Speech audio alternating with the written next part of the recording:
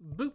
Happy Thursday. Today is Thursday, January the 28th, 2021, and today's daily Bible readings come to us from Psalm 111, Deuteronomy 3:23 through 29, and then Romans 9:6 through 18. And today I'm going to be looking at the text from Deuteronomy, and we're going to be talking about Moses on the view.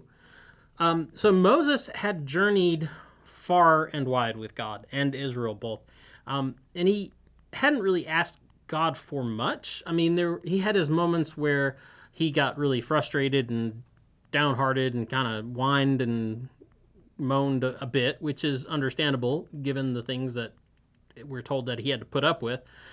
But he hadn't really asked for much. Probably the biggest thing he had asked God for was, and God had asked him, like, hey, what can I do for you? But he said he wanted to see God's glory, God's face, right? And then we get this whole story where God says, I can't let you do that because you can't handle it, and I'll just, I'll cover you with my hand as I pass by, and you can see my backside. So God allowed him that.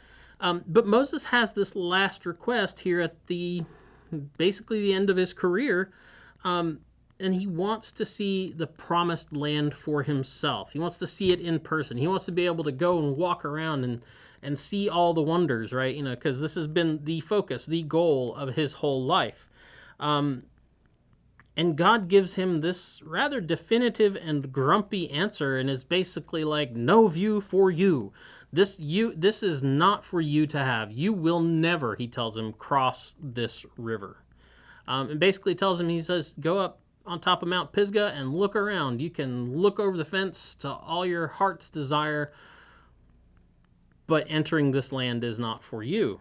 So, what's the deal? Why not? God had a pretty good relationship with Moses in spite of everything, and Moses chalks it up to that God was angry at him for the people's sake, because of the people. And yeah, I can kind of see that. God had a very contentious relationship with the people of Israel, to put it mildly, and that was more their issue than his.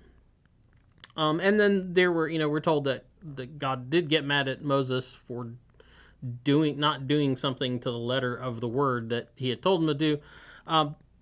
So sure, yeah, I get that, but I think this is part of it too, and I get this from his words to Moses about who would indeed lead him lead the people of Israel into the promised land, because he goes on and he says, look well, for you shall not cross over this Jordan, but charge Joshua and encourage and strengthen him, because it is he who shall cross over at the head of this people, and who shall secure their possession of the land that you will see. And so I think here's the deal. Sometimes God's future plans don't include us. So sometimes God's future plans, what God is about to do, they're not meant for us. Sometimes we push God that we really want to be involved in this, or we really want to see this happen, and it may be the fact that that's not your place. It's just not our place to be involved in that.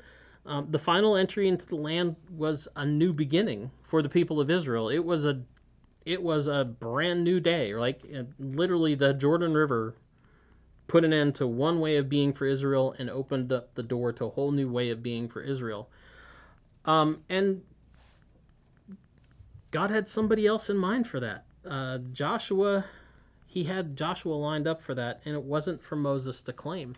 And that can be a hard truth, a hard pill for somebody to swallow, especially somebody like Moses, who, like I said, this had been the goal and the focus of his whole life.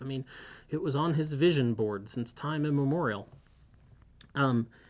And it can be a hard thing to take. And so Moses did what God said. Moses went up on the mountain, and he overlooked the land and got a good view of it, but he never crossed that Jordan.